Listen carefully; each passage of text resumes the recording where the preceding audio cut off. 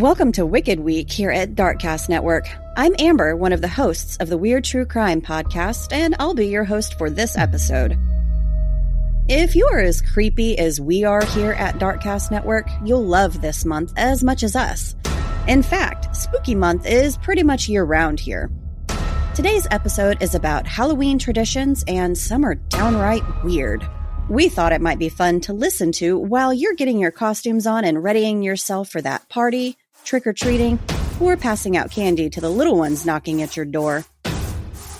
Let's hope none of those little ones are black-eyed children. And if they are, don't open your door.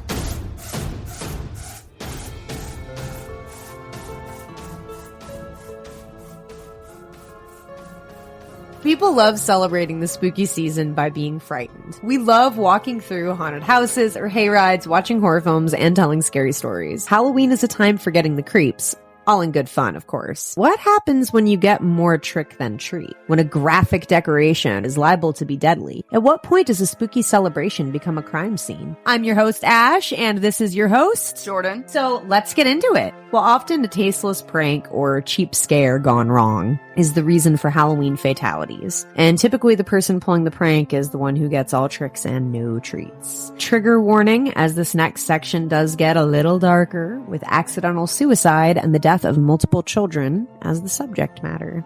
You ever see those houses with like fucking epic Halloween decorations out front? I see some people who put way too much shit out. Is that what you're talking about? I think I actually remember reading about this when it happened. In a small, quiet neighborhood, a man was discovered laying totally out in the open in what appeared to be a terrible accident with the garage door. The man laid with half his body sticking out from under the door, his blood speckled all over the door and driveway. Police had multiple calls in quick succession. "There's a dead body in my neighbor's driveway! Help! Come quick!"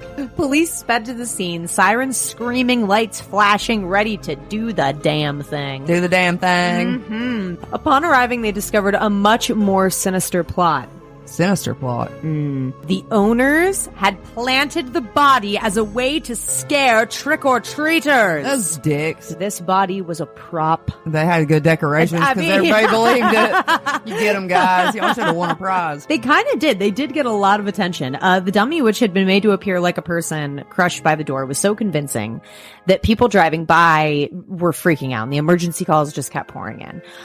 The cops were annoyed, but they also recognized the humor. I mean, let's be real, like, what else is happening in Greenville? They posted it on Facebook. They did. They got on Facebook, they put an image of it, and they were like, "This is a Halloween decoration. Do not call 911 reporting a dead body." They also replied to a few comments on the post saying they wanted to congratulate the owner on a great display. Usually you trust that there's like a distance between you and death. Actors, makeup, props, there's no chain on the chainsaw, you know. But what if there is? Bum, bum, bum. I was actually really surprised how often this one specific accident happens. I'm talking about imitating professional stunts without any real idea of what you're doing, and definitely without proper safety training or fail-safes in place. What typically happens is someone at a haunt or a neighborhood house looking to make a creepier vibe will show you a fake body hanging in a tree. Or one thing I've seen is like the body falls out of a tree or the gallows when you're going past. When it's done properly, the person is secured to a safety harness that's able to support their full weight. Why aren't they just using dummies in these? They're doing this to real people? Okay. The person's in a harness and this whole thing. So, there's all kinds of shit happening. Right. Just to be clear. Yeah. So if done properly, it gives you the creeps. It's a little jump scare. Onward into darkness. In 1990, 17-year-old Brian Jewell was taking part in a haunted hayride in Lakeland, New Jersey. It was here he performed a stunt where he was hanging from the gallows. Brian had previously done this successfully many times throughout the month, and even earlier that day. During the ride, about 40 people were driven past as they go through multiple creepy tableaus and frights. The trick was, Brian would be standing on a crate, and as the customers were driven by on a tractor, he would step down to the ground to create the illusion he was hanging. He would then deliver a dramatic speech warning people to turn back and so on and so forth. The noose tied around his neck was not meant to tighten. The few times that day Brian had done it, it went without any incident. But on what was to be his final performance, Brian failed to deliver the speech he normally made as the wagon went past, which alerted the tractor driver that there may have been something amiss. Police said that the hayride patrons discovered Brian's body hanging from the gallows with his feet touching the ground. He was pronounced dead on the scene. They should have used a dummy. Even if you've done a stunt several times that that day. Every single performance, everything needs to be double checked. Yeah. You just can't be like, I've done it 3 times today, it's fine. You can advocate for yourself. If you're working at a haunted hayride or something and they're like, hey, we're going to put you in a gallows. No, thank you. Yeah, how much are you paying me? Right? Yeah. So in the same year, William Anthony Odom of Charlotte, North Carolina, had created a haunted attraction in the basement of his aunt's house. In preparation for the evening, William was staging a gallows scene when the noose accidentally tightened, killing him. And sadly, that's all the information I can get. It's from the LA Times and 1990, man. That's really it, unfortunately. In October 2001, at Alpine Ridge Farms in Sparta, Michigan, 14-year-old Caleb Rafe was working a haunted hayride. Caleb felt awkward performing his specific job. He was meant to leap from the woods and scare people, you know, when they pass, like, yeah. He decided to take some initiative and swap places with another actor. Okay, yeah, sure. Yeah, sure. Yeah, the actor? okay. Who was the actor, do you ask? I don't know. Wow. A prop skeleton that was hanging by a noose in a nearby tree. So, yeah. Oh. Yeah. It wasn't even a person. Nope. He took a dummy down. Yeah. We are not victim blaming No. a 14-year-old. Well, yeah, I'm going to have a wild guess nobody put any safety anything on No, the, because it wasn't meant skeleton. for a person. No windpipe to crush. Caleb put the noose around his neck with his feet touching the ground, which, in theory, I see what he was going for. But sadly, Caleb was not heavy enough to keep the branch from whipping back and choking him. Caleb began struggling to get the double knotted rope off of his neck, but his coworkers thought he was just acting. By the time they realized what was happening, efforts by patrons and employees to resuscitate him failed, and Caleb was pronounced dead. Don't put ropes around your neck. Don't do it. Don't do it. It's not a good idea. In the year 2013. Oh.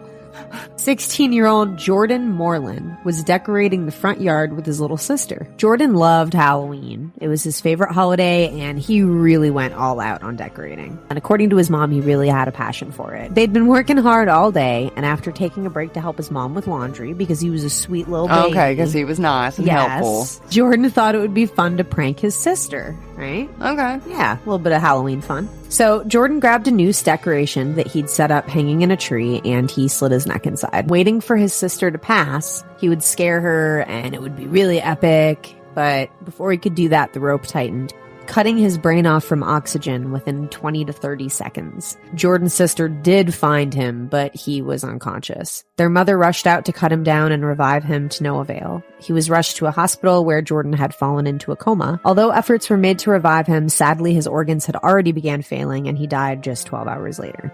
What's going on next?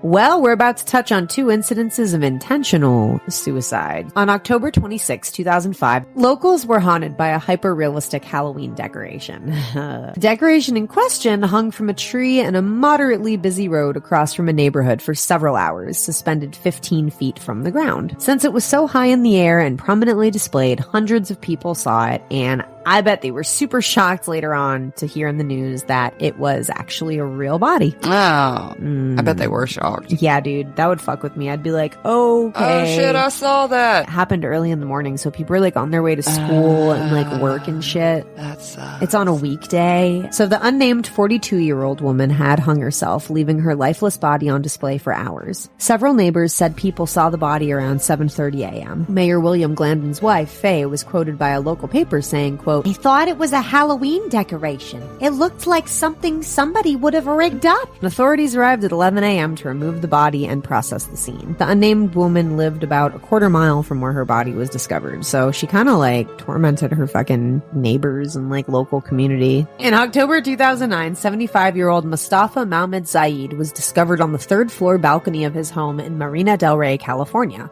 Discovered slumped over a chair with a single gunshot wound to the eye. Neighbors had seen his body there for 3 days and thought it was a Halloween dummy. His body was in plain view of everyone in the apartment complex, but it was sort of unanimously decided that it was just a decoration. The LA County Sheriff's Department said the case was a, quote, apparent suicide and declined to comment any further. So, Who shoots herself in the eye? it sounded really suspicious to me. That is suspicious. In 2014, in Spring Hill, Florida, Israel Lopez, 50, and Adam Hines, 36, were hired to clean out a rental home on Treehaven Drive. The landlord had to evict the previous tenants who had skipped rent payments and left a huge stinky mess behind. They stank. The house was left looking like a bomb hit it. There were just boxes, paper, and shit everywhere. Dead mice were strewn all over the place, and there was just this foul, sour smell everywhere. Of death? Because of the dead mice everywhere? Well, ew. As the men moved into the garage, they discovered a strange object hanging from the ceiling. Property owners were positive it was a dark prank played by frustrated tenants or a distasteful Halloween decoration. Cutting the dummy from the ceiling, it was placed in a pickup truck along with piles of trash, all headed for the city dump. When they arrived to the West Hernando garbage transfer station, and here's where things get weird, county employees at the dump started noticing the load the men had dropped off.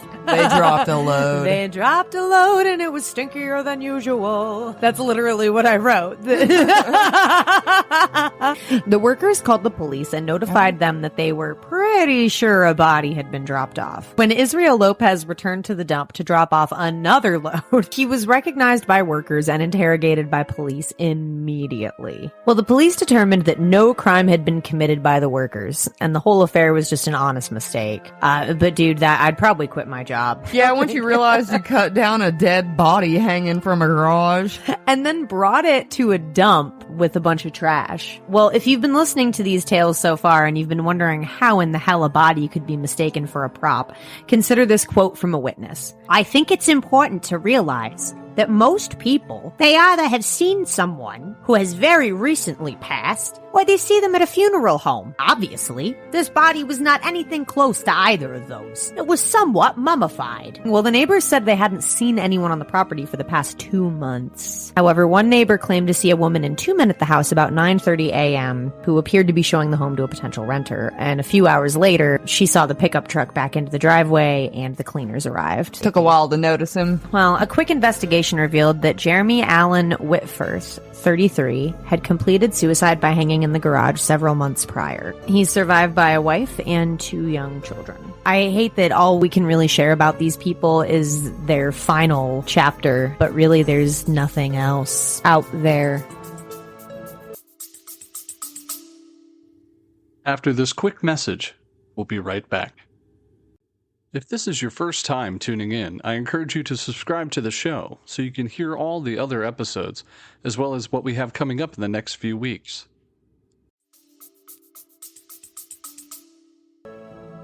Hello, I'm Jackie Moranti, and I'm the host and producer of Cause of Death 100 Seconds to Midnight, a Darkcast Network production.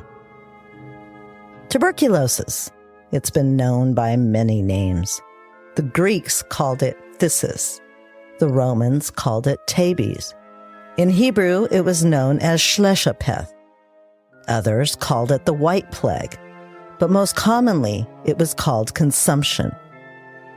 In colonial New England during the late 18th and early 19th centuries, it was known as the vampire disease. It was during this time that tuberculosis killed more than 2% of the population of New England, and villagers were terrified. People watched as their relatives and friends lost weight and coughed blood while their skin turned gray. The disease would progress day by day and month by month until the patient finally passed away. People with tuberculosis seemed to wither away as if something was feeding on them. Tuberculosis is highly contagious, and it wasn't uncommon for entire families to succumb to the disease. Families watched as their brothers, sisters, fathers, and mothers were consumed by it. They wondered if they would be next. This was before germ theory and a knowledge of bacterial infections, so physicians and families turned to the only thing they knew: superstition. They began to believe that their villages were under attack by vampires. They believed that their relatives had just joined the ranks of the undead. Near what is now Griswold, Connecticut, lay the village of Jewett City. The people of Jewett City were prepared to fight vampires and rid their community of the undead. They dug up the graves of people who had died of tuberculosis, and if there was nothing but a skeleton left, they would decide whether the deceased was a vampire. If the village believed that the person was not a vampire, they would turn them face down, just in case. After a thorough examination of the bones and a decision was made that the corpse had turned into a vampire before death, they would rearrange the bones by decapitating the skeleton. They would then remove the legs so that the vampire couldn't walk out of the grave. Many times the bones would be arranged in a skull and crossbones pattern to confuse the vampire and prevent them from putting themselves back together. If the corpse had not decomposed and the organs remained, the villagers would often burn the heart and the liver to prevent the body from rising from the dead to feed off more people. The ashes of the burned organs were sometimes fed to those who were ill with tuberculosis in an effort to cure them. These were desperate times, and the constant threat of death loomed over them, making them do desperate things. Let's just say that their hearts were in the right place until they were thought to be vampires. If you'd like to hear more of this story, my Halloween episode is all about demons and disease this year. Join me at Cause of Death 100 Seconds to Midnight. I'd like to thank the Darkcast Network for allowing me to tell this story. And to all of you, remember that it's illegal to dig up your relatives, even if you believe they're vampires. Happy Halloween. Hey everybody, welcome to Sinister Story Hour. My name is Steph. For some of us, we wait the entire year for October to get here. The fall colors, the activities, hay rides, the pumpkin spice, everything. For me, it's about getting home after a long day at work and cuddling in my fuzzy blankie and watching scary movies. The whole vibe is incredible. Some people love Halloween, they love the candy, the trick-or-treating. For others, it's about dressing up. Dressing up as something you wouldn't normally be. Let's face it, Halloween costumes have come so far. There are so many different things you can be. Funny, sexy, silly, spooky, whatever you want. You name it. But Halloween costumes in the first part of the 1900s were terrifying. Most were based on the fears of Christian beliefs or death, and people would dress a lot of the time like demons, witches, Satan, the LGBTQ. Just kidding about that last one. Kind of. Halloween costumes, though, if you think about it, have come so far. The origin of Halloween costumes, however, may actually date over 2,000 years, starting back with the Celtic pagan festival of Samhain, which would mark summer's end and the beginning of the year's darker half in the British Isles, and started on October 31st, and it continued through. During the festival, people believed that the ghosts of the world would become visible to humans. Some people would offer treats and goodies to the gods, while others would dress in costumes like animal skins and animal heads, so that wandering spirits didn't confuse them as one of their own. Now, there's really been no written documentation of those practices, because the Celts really passed down the stories of their tradition orally throughout the generations. The English word Halloween actually derives from All Hallows' Eve, because it's the evening before the Christian holy day on November 1st that's known as All Saints' Day. November 2nd is known as All Souls' Day. The 11th century is when Christians adapted the Halloween holiday on October 31st. Bet you didn't think you'd be getting a semantics lesson while you were listening, did you? When Irish and Scottish people migrated to America in the 18th century, they brought their Halloween superstitions, traditions, and costumes with them. Americans really embraced the traditions and the dark-rooted spirit in which it came, especially the costumes. We love costumes, still to this day. Early Americans made their costumes at home by using sheets, makeup, and rigging up their own masks. The idea was to look as anonymous as possible. By the 1920s and 30s, people were starting to have Halloween parties, dances, and masquerade balls for both adults and children. Sometimes their costume preparation would begin as early as August, which sounds a lot like my house, with my 9-year-old beginning as early as May, June sometimes. Incidentally, around this time, the Great Depression had reared its ugly head, and hundreds of male teens would disguise themselves on Halloween and blow off steam by rolling cars over and cutting down telephone poles. Thus, the trick part of trick or treat. After the Great Depression, marketers began to really capitalize on selling costumes. Cartoon characters like Popeye became extremely popular around that time. People also became fascinated with portraying characters on the fringes of society, such as hobos, pirates, gypsies. During World War II, adults stopped really dressing up for Halloween. In the 1960s, superhero costumes were big, and adults started dressing up again, opting more for costumes where their face could be seen. But as we know, there's always a place for scary outfits. When a rash of horror flicks hit in the 1970s, 80s, and 90s, characters from those movies were suddenly the big new popular costume. Freddy Krueger, Jason, and Michael Myers were the favorites back then, and to be honest, you still see them every year now. So, I would love to know what kind of Halloween costume you love. Will you be a vampire, a sexy wench, an ogre? Let's face it, you can make any costume a sexy costume, which I've never been the sexy Halloween costume kind of girl. I would love to see your Halloween costumes. Make sure to share those with me on my social media at Sinister Story Hour on Instagram or Sinister Hour on Twitter, X, formerly known as Twitter. Thank you all for listening. Happy Halloween! Oh, Halloween.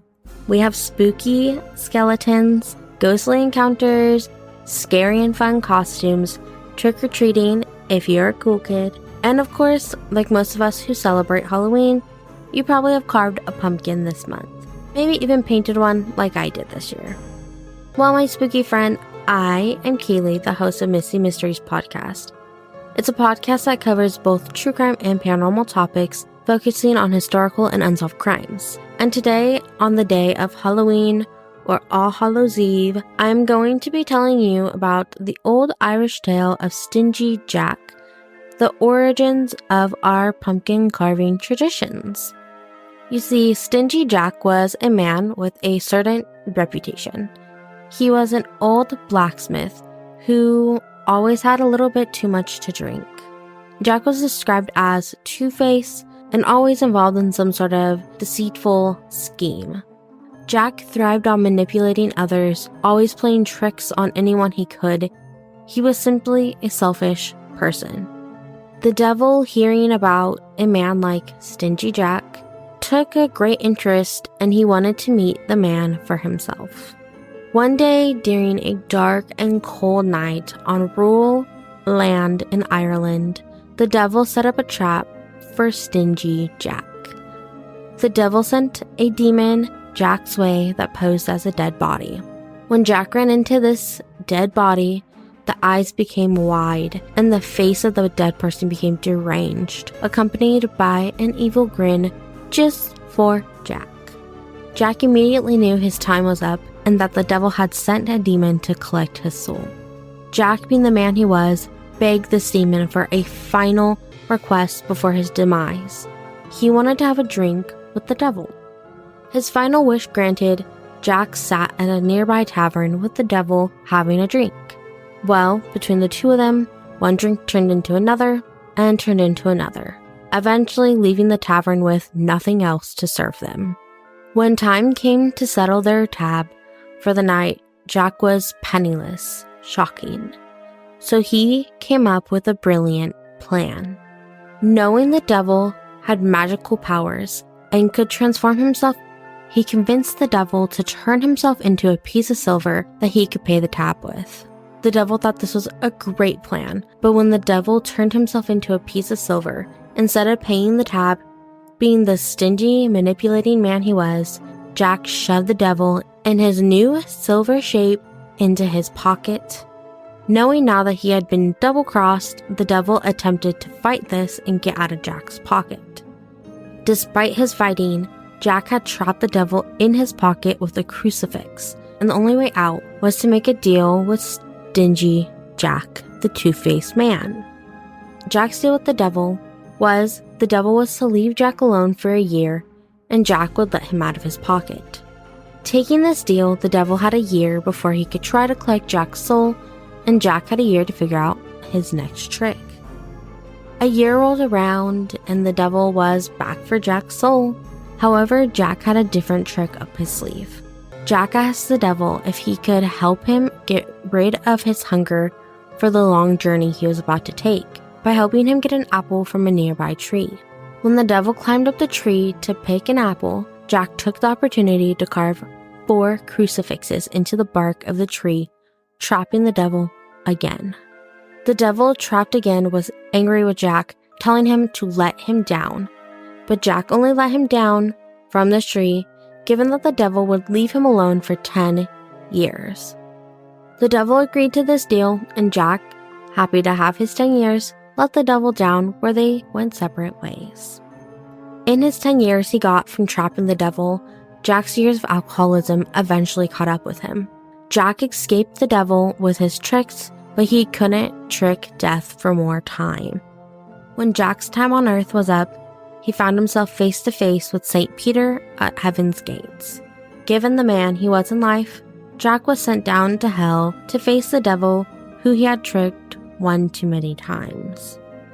As he headed to hell, the devil was waiting to finally get his revenge on Jack. When he got to hell, the devil told him, "Hit the road. You didn't want to be here before, and you aren't welcomed now."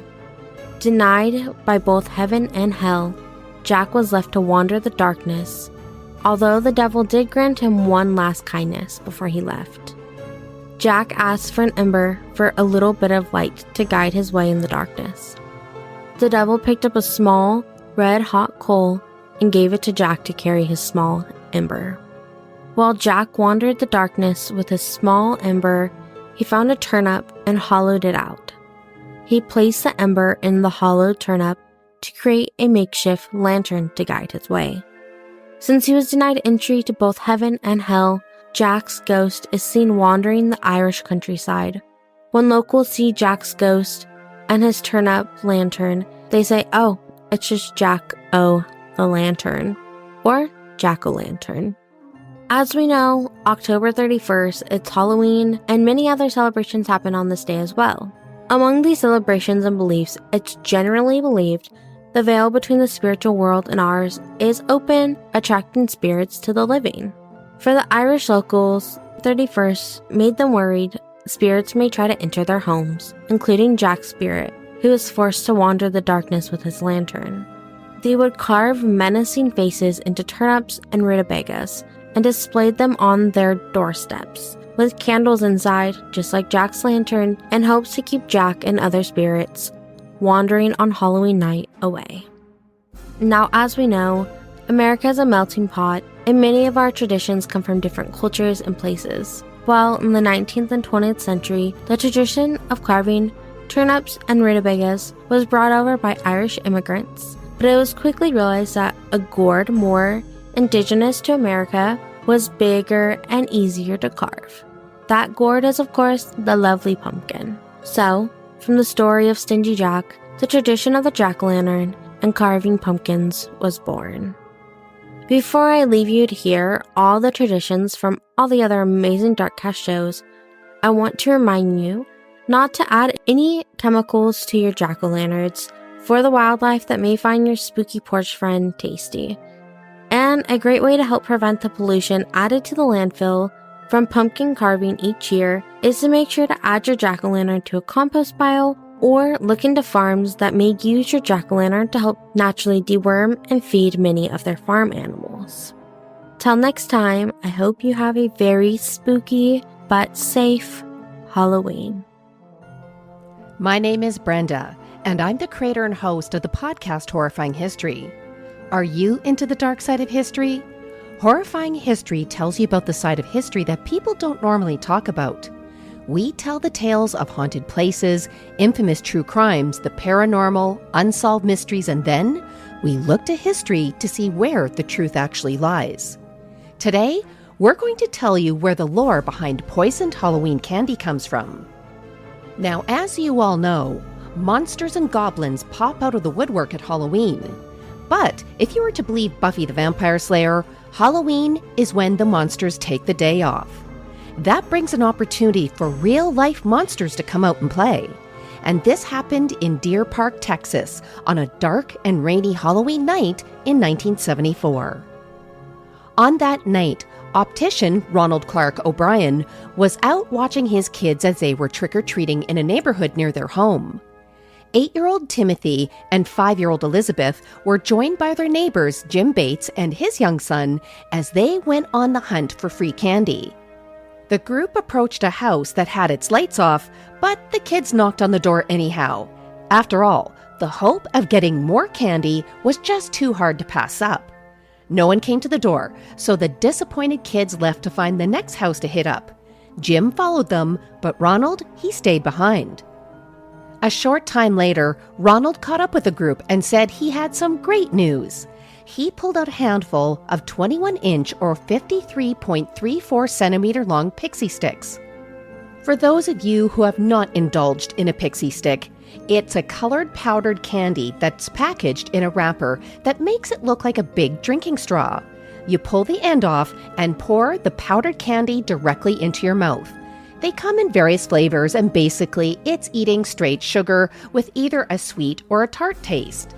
It's every kid's dream sugar rush, but back to our story. So Ronald, he pulled out these pixie sticks, and he told the group that there actually was somebody at that last house after all. They gave him the pixie sticks, one for each of the children to enjoy. Ronald passed out the treats. He gave an additional one to Jim for his child who wasn't there that night, and another one he gave to a 10-year-old boy that Ronald saw trick-or-treating. The boy was from Ronald's church, and the group saw them as they were returning back home. After getting home, Ronald told his kids to get ready for bed, but before they did, the kids were allowed to have one treat from their night's haul. Ronald's son Timothy chose the pixie stick. As he opened it, he found that the powdered sugar was stuck in the straw. He asked his dad for help, and Ronald manipulated the tube to dislodge the treat inside. Then Timothy took his first hit of sugar, and it tasted bad. Timothy told his dad that it tasted really bitter, so Ronald gave him a glass of Kool-Aid to wash away that bitter taste. Less than an hour later, Timothy was dead. A phone call was made to the Pasadena Police Department that same night, saying that an 8-year-old boy had died. He was rushed to the hospital, but there was nothing they could do. The police went to the hospital and then contacted the nearby medical examiner of Harris County to inform them of this situation. The medical examiner then asked the officer, what did the child's breath smell like? A quick call to the morgue revealed that there was a scent of almonds coming from the boy's mouth. Now, if you all have been paying attention when you listen to true crime podcasts, cyanide smells like almonds. An autopsy was performed, and it showed that Timothy ingested enough cyanide to kill 2 fully grown adults. Tests also proved that the top 2 inches of the pixie stick that Timothy ate was packed with cyanide. Timothy was murdered. The police were able to recover the candy from the other kids in the group before they were able to dig into them. But the scary thing was that the police saved another child's life that night. The police had discovered that the tampered pixie sticks were sealed with staples.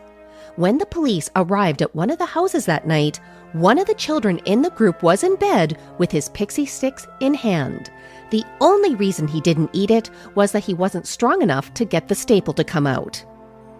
The police then asked Ronald to bring them to the neighborhood that they were trick-or-treating in and wanted him to direct them to the house where he got those pixie sticks. But when they got to the neighborhood, Ronald allegedly forgot which house they went to. He also claimed that he never saw the face of the person responsible. The person who gave him the pixie sticks had just emerged from a shadowy doorway and handed him the candy. So I can guess that you all are thinking the same thing that the police were. That comment was very suspicious. So the police brought him out again, and they were very direct with him. Show us which house. Now, immediately, Ronald just happened to remember and pointed at a house. Conveniently for Ronald, the house owner was not home at the time. The police were able to track the man down at his place of work, and they immediately arrested the man. But there was a problem. The man had an alibi. He was at work the night in question, and this was witnessed by many people.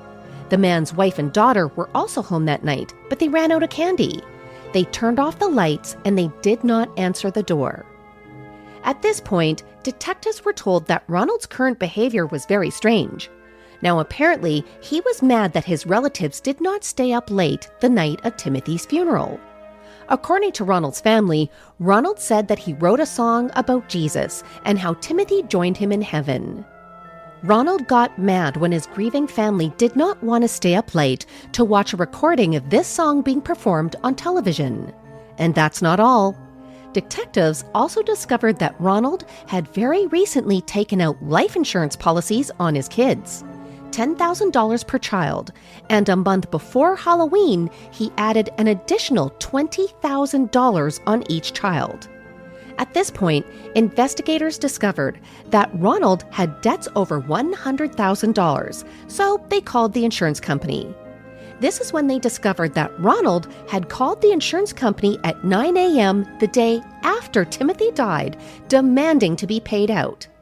The police immediately went to a judge to get a search warrant.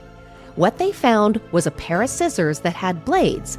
These blades had plastic residue on them that was the same as the plastic containers of the contaminated pixie sticks. Ronald was arrested and brought in for questioning. Now, during questioning, even further evidence came out.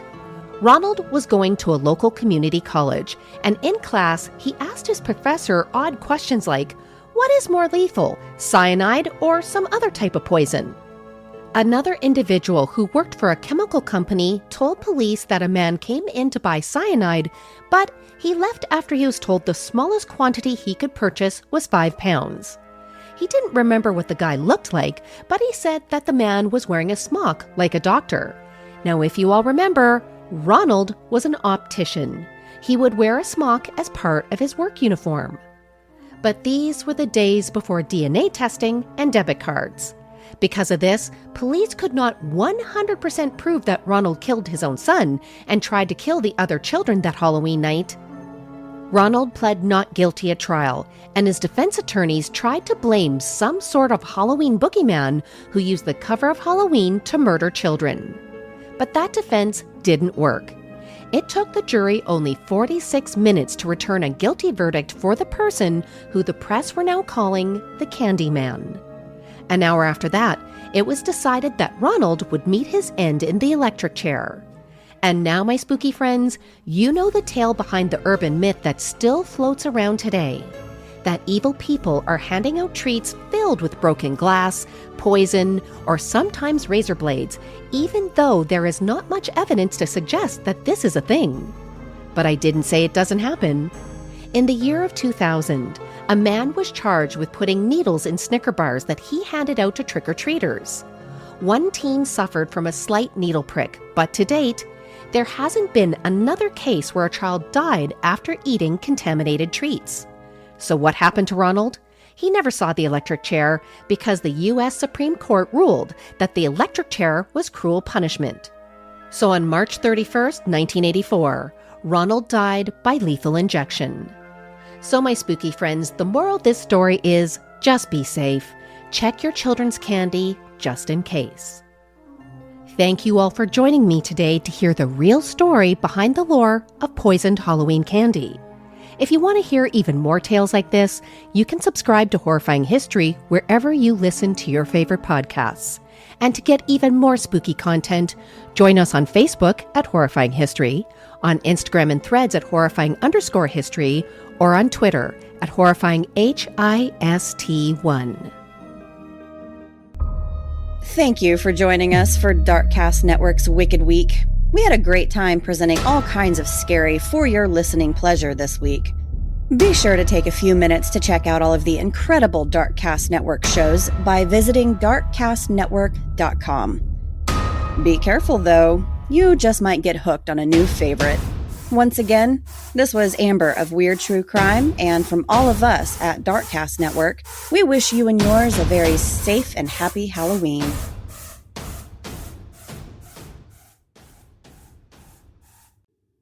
Thank you very much for listening tonight and being part of the Mythical True Crime community, hosted by me, DJ.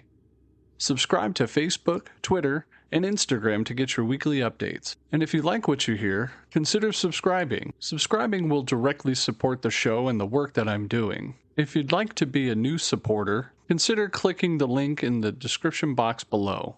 For less than a cup of coffee a month, you can help me continue to make great content for listeners everywhere. No commitment, cancel anytime. This has been the Mythical True Crime Podcast. My name is DJ. Good night.